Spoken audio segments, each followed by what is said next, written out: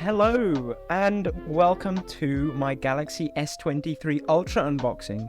I received this literally a few minutes ago, 4 or 5 minutes ago. It came in this nice cardboard box.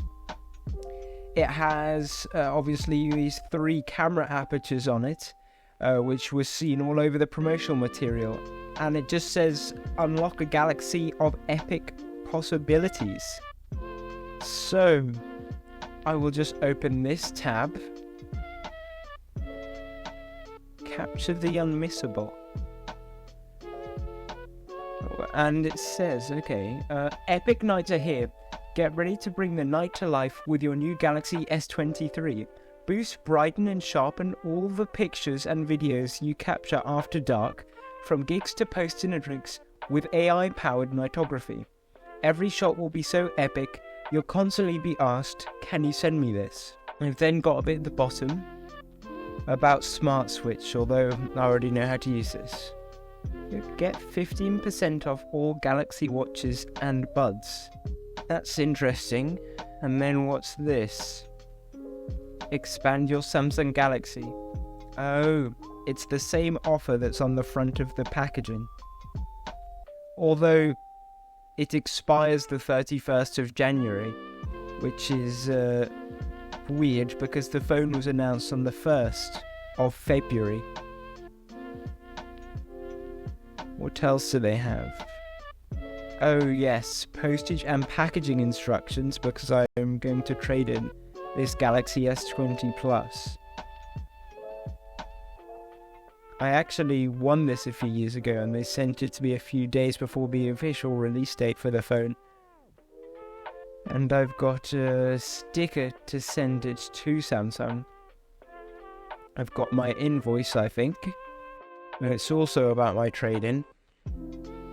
So, I guess all I have left is this. I will pull the tab.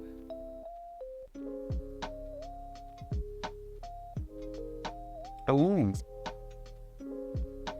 And the box. The box is tiny compared to the last one. I don't have the box for the S20 with me. But obviously this has no charger in it, which is annoying. Especially since the charger I do have doesn't actually charge at 45 watts. It's the 27 watt charger which came with the S20. It's the red version, that's why it's got the Samsung online exclusive colours on the front. It's got, do not accept if this seal is broken. Okay, I guess I'll break the seal.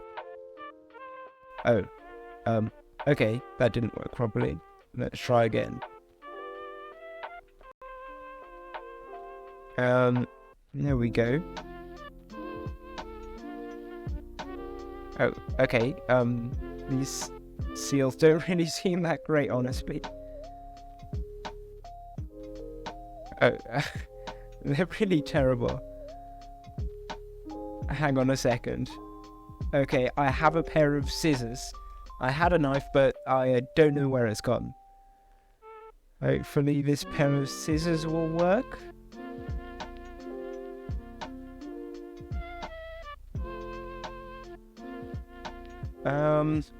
Yeah, it did.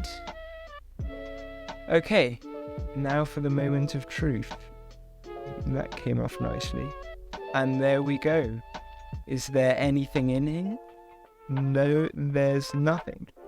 And we have this piece of paper covering the back of the phone. Ooh. So this is the red version, as I said. It's not as red as I expected, but it's still a nice colour, honestly. And the box is really flat. I have a screen protector. I will put it on. I want to put it on as soon as possible, so I'll put the screen protector on now and see you once that's done. Okay. Okay, so I'm back, as you can see. I put a case on it and the screen protector, just I want it to be perfect, basically. The case, it's actually a temporary case. I've got a case that has a MagSafe built in, which is arriving later. And the screen protector is the Whitestone Dome screen protector. It's a bit of a complicated installation, but it seems to be the best reviewed tempered glass screen protector for phones with curved screens. Anyway, all that there is to do now is to simply turn on the phone.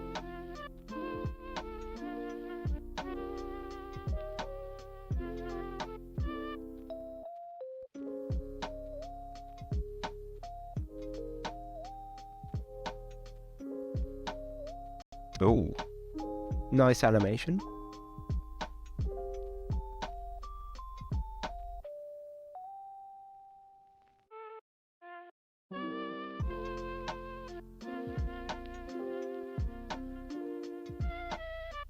Okay, I'm just going to set this phone up and then I'll be back in a second.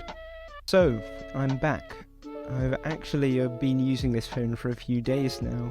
The last clip was taken from 3 days ago. It's been all set up. I've transferred everything over from my old phone and I've had some experience using it. Now, I can't really compare this to the S23 Ultra or to any other phone, my previous Samsung phone with the S20 Plus, but comparing it to that, the screen from at least my first impressions were, even though the phone physically isn't that much bigger, feels a lot larger because it's more squared off. The cameras, they're way larger than those on the S20 Plus as well. The color, I got red, is quite nice. It's not as red as it looks in the photos, I think. It's more of a salmon color, but it's still a nice color. There's a few other things I noticed. With the S Pen, I can do things such as remind everyone to like and subscribe. Although it's not super useful for me in that circumstance for taking notes for drawing. I don't really take notes that often on my phone and I can't draw. In terms of software, the main things I noticed was the Google Now page. On the S20 Plus, for some reason, they only had Samsung Free, which is that terrible update-based Google Now ripoff, essentially, having Google's Messenger. And they don't have Samsung Messenger installed as a system app, so I was able to uninstall it, which is nice. Means there's less bloatware. And in general, actually, there's fewer apps pre-installed on this. The system is about still 102 gigabytes for some reason. Now, I'm not fussed about it because I have the 512 gigabyte version, but it would be really annoying if I had the smaller phone. I mean, you can see I've already used 32% of the storage here, mostly from that system. Anyway, that's about it for this unboxing video.